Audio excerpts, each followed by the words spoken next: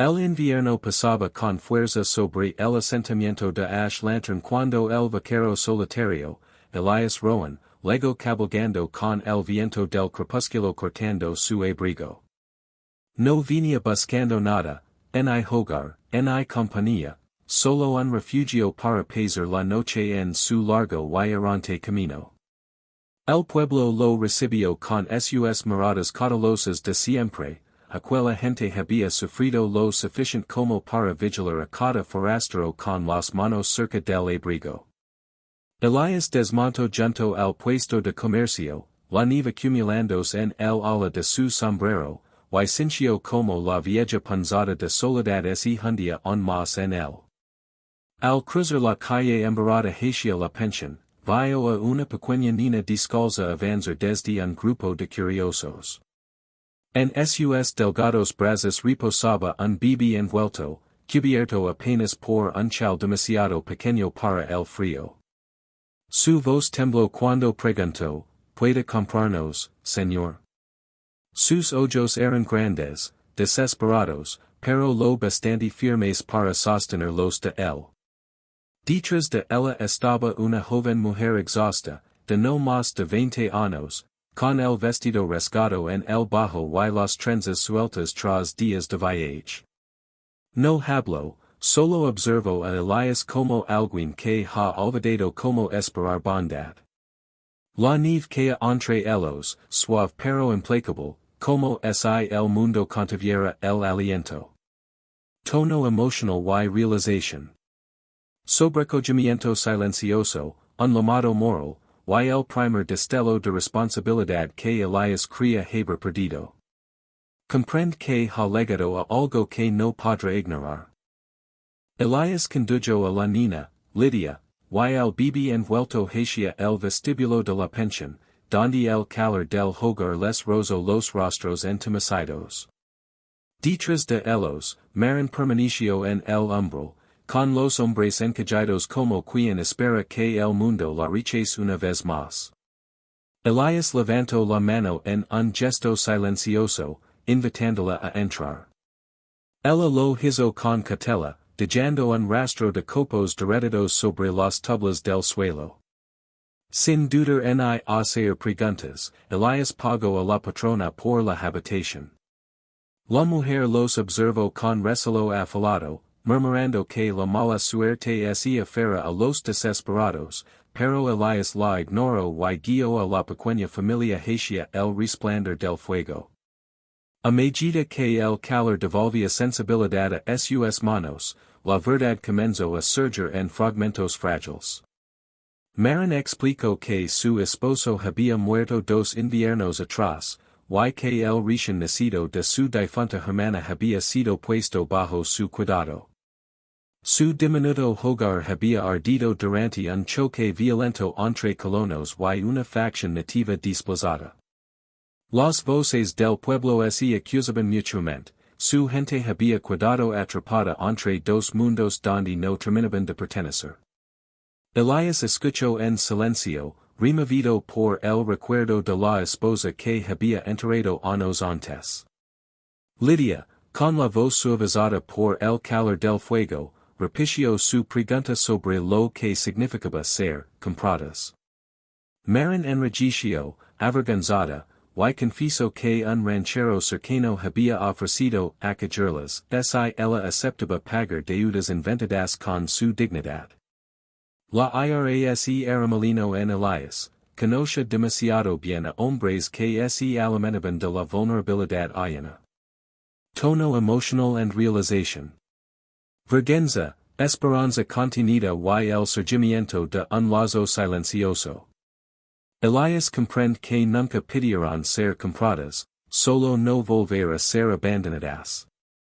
Esa noche, una tormenta pesada cayó sobre Ash Lantern, de esas que vuelven el cielo un vidrio resquebrajado y hacen temblar las contraventanas como corazones asustados. La nieve se espesó hasta convertir el mundo, más allá del farol, en una pared blanca y movediza. Elias salió a atender su caballo, quitando el hielo de las riendas, cuando escuchó a 2 hombres del pueblo junto al abrevadero. Hablaban del ranchero que había intentado reclamar a Marin y a los pequeños, diciendo que andaba sembrando rumores, asegurando que ella lo pernicia, por un supuesto acuerdo verbal. Los hombres rieron ante semejante tontería, pero Elias sintió algo más frío que la tormenta recorrió la espalda. Se estaba gestando un problema, lento y malintencionado. Dentro, el trueno inquieto a la pequeña Lidia, cuyo aliento se volvió rápido y inestable. Elias se sentó junto al hogar y lo mostró, en voz baja, un ritmo de respiración lento y constante, el mismo que había usado para calmar a su difunta esposa en tiempos de enfermedad. Marin lo observó desde las sombras, dudando si aquella suavidad podía ser real. Cuando un estallido de trueno sacudió la pensión, Elias se levantó de inmediato, revisando la ventana con un instinto protector. Su rifle descansaba a su alcance. Marin lo notó, y en sus ojos apareció un destello de respeto frágil, el primero que sencha por hombre alguno en años. Compartieron una cena humilde bajo la luz temblorosa de una vela. Elias habló poco, pero confesó que el mundo lo había arrebatado casi todo. Marin admitió que ya no sabía qué significaba la palabra hogar. Más tarde, cuando pasos sigilosos sonaron afuera, Elias se colocó entre la puerta y la pequeña familia. Ellos durmieron sin saber que el monto guardia hasta el alba. Tono emotional and realization. Tensión protectora, confianza delicada y la sensación calada de que el destino ha entrelazado sus caminos por razones onvoladas. La tormenta sitio hacia el amanecer, dejando una luz lavanda sobre el mundo helado. Afuera, la nieve formaba montículos irregulares que casi alcanzaban la barandilla del porche. Nadie iría a ninguna parte hasta que despejaran el camino, sies que lo hacían. El viento había cambiado, cargando rumores de otro frente que llegaría por la noche. Dentro, la habitación del piso superior parecía más pequeña que nunca. 4 paredes, techo bajo, una ventana estrecha, una cama, un cater y el frío persistente que se filtraba incluso a través de las mantas más gruesas. Todos respiraban el mismo aire helado, Elias, Marin, Lidia y el bebé acurrucado en una cuna cerca de la estufa. Lidia estaba sentada en el suelo, trenzándose el cabello para calmarse. Cada giro de sus dedos era un modo de empujar el pánico hacia atrás. Al otro lado, Elias trabajaba en una silla rota, usando sus viejas herramientas. Sus movimientos eran constantes y seguros, el respaldo de la madera llenando el silencio. Marin lo observaba desde la cama. Había un eco de dolor en la forma en que él evitaba las miradas. No era frialdad, era el silencio de alguien que había pasado demasiadas noches sin nadie con quien hablar. Has hecho eso muchas veces, dijo ella. Las sillas no piden mucho, respondió él. Solo paciencia y buen material. Lo haces como si hubieras reparado medio mundo. Él se detuvo un instante. Luego murmuró, y es más fácil arreglar objetos que personas. La madera no discuta. No sangra. El bebé suspiró. El cuarto se volvió tenso. ¿Crees que despejaran el camino hoy? Preguntó Marin. Lo dudo. Entonces estaremos atrapados aquí. Podría ser peor, dijo Lidia suavemente. Marin miró a Elias. ¿Por qué proteges a gente que apenas conoces? Él dejó la silla y respiró hondo. Estoy cansado. ¿De qué? De tumbas. La miró sin máscaras. De entrar y salir de lugar sin cuidarme lo suficiente para que importe. Pero también estoy cansado de alejarme de lo que sí importa. Los ojos de Marin se suavizaron, aunque el miedo la mantuvo a distancia. Antes de que pudiera responder, fuertes pasos resonaron en la escalera. Elias se puso de pie enseguida. Abrió la puerta apenas lo necesario. El ranchero subió con dos hombres armados. Entreguenme a la mujer, exigió. Me pertenece. Elias avanzó un paso. Está bajo mi protección. Hubo palabras duras, amenazas veladas. Las armas no se levantaron, pero podían haberlo hecho. Finalmente, el ranchero retrocedió con una promesa que sonaba demasiado a advertencia. Cuando quedaron solos, Elias volvió a la habitación. Estás a salvo, Dijo. Por ahora. Mientras yo respiro. Marin entendió, con un estremecimiento, que él no estaba protegiéndola por obligación. Lo hacía porque creía que ella lo valía. La nieve seguía golpeando los cristales al caer la tarde, aunque la tormenta había perdido su rabia y se había convertido en un susurro constante. La pensión crujía con cada ráfaga. En la pequeña habitación del piso superior, Marin y Elias trabajaban en silencio, reforzando la puerta y moviendo los pocos muebles que tenían. El peligro rondaba cerca, demasiado cerca, y ninguno quería ser sorprendido. Empuja un poco más a la izquierda, dijo Elias, apoyando el hombro en la comoda. Marin empujó desde el otro lado. Si la movemos más, taparemos la estufa. Mejor frío que acorralados. Cuando terminaron, sus dedos se rozaron. Apenas un instante, pero un instante suficiente para encender un pequeño incendio bajo su piel. Elias se apartó primero, sorprendido. Marin bajó la mirada. Perdón. No hiciste nada malo. El bebé dormía, y la luz del farol dibujaba sombras cálidas en el rostro cansado de Elias. Al mover la cama, Marin se detuvo, aferrándose al borde. Elias, ¿puedo decir algo? No es algo de lo que esté orgullosa. Puedes. Antes, pensé en rendirme. Traigo. En dar al ranchero lo que quería. Pense que así mantendría al bebé a salvo. Que al menos viviríamos. Mi odio por haberlo considerado. Elias cruzó la habitación despacio, no para imponer presencia sino para ofrecerla. Marin, dijo con suavidad, sobrevivir no es vergüenza. El mundo ha exigido cosas peores de personas mejores. Protegiste tu hijo. Eso nunca será motivo de arrepentimiento.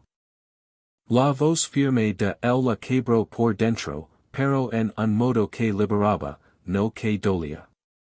La noche cayó, Lidia bajó a buscar noticias, y Marin y Elias se quedaron junto a la estufa, hablando. Ella habló de su infancia entre culturas. Él, de su esposa perdida por la fiebre. Dos vidas líneas de huecos que, por primera vez, no se sienten tan vacíos cuando se comparten. Afuera, voces lejanas se alzaron. Elias se puso en pie. Quédate aquí. Marin los siguió hasta la ventana. Los hombres del ranchero estaban junto al establo. Un farol se acercó demasiado al hino. Pronto, el fuego estalló. Es un aviso, murmuró Elias, tomando su rifle. Ella quiso detenerlo, pero ella bajaba las escaleras. Desde la ventana, Marin lo vio correr hacia las llamas, organizando a los pocos vecinos que llegaron con cubos. El fuego iluminaba su figura, la nieve cayendo como ceniza helada alrededor. Cuando las llamas finalmente cedieron, Elias estaba cubierto de hollín. Marin lo esperaba en la puerta. Cuando entró, ella tomó su mano sin pensa. LSE tenso. Pero no se retiro. Marin. Solo quería agradecer, dijo ella. El bajo la cabeza, permitiendo sostenerlo un momento más. Y en ese instante, entre brazos y silencio, ambos entendieron que quizá on maurition un futuro. El amanecer llegó a lantern con la lentitud cansada de un mundo que on dudaba así seguir girando.